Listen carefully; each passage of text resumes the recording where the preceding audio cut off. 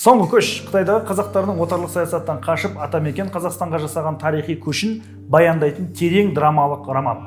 Бұл шығарма арқылы оқырман елден айырылудың, үмітпен көшу мен азаттыққа ұмтылудың шынайы трагедиясын сезінеді. Бір қызықты факт, романдағы кейіпкерлер Қытайдың Шыңжаң аймағынан Қазақстанға бет алған кезде Қарақұм, Гималай сілемдері, жаугершілік пен аштық сияқты көптеген сынақтардан өтеді. Бұл көші-қон жай ғана қозғалыс емес, бір ұлттың болашағы үшін жасалған тәуекел мен рух еркіндігінің көрінісі. Бұл кітапты неге оқу керек? Бірінші, Қытайдағы қазақтардың тағдырын, қысым көрген халықтың өмірін, елге деген сағынышын терең сезінесіз. Екінші, көштің себебі мен салдарын ұлт ретінде өз орнын табуға ұмтылған қоғамның жан айқайын түсінесіз. Үшінші, азаттықтың қадірін, рух еркіндігіне деген құштарлықты шынайы суреттейтін шығарма.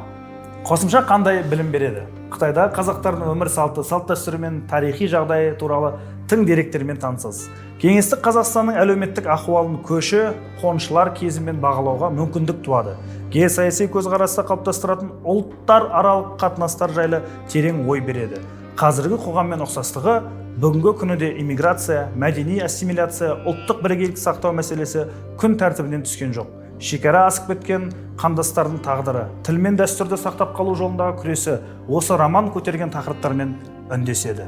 Бұл шығарма тарихи сабақ қана емес, бүгінгі күнге берілген жауап.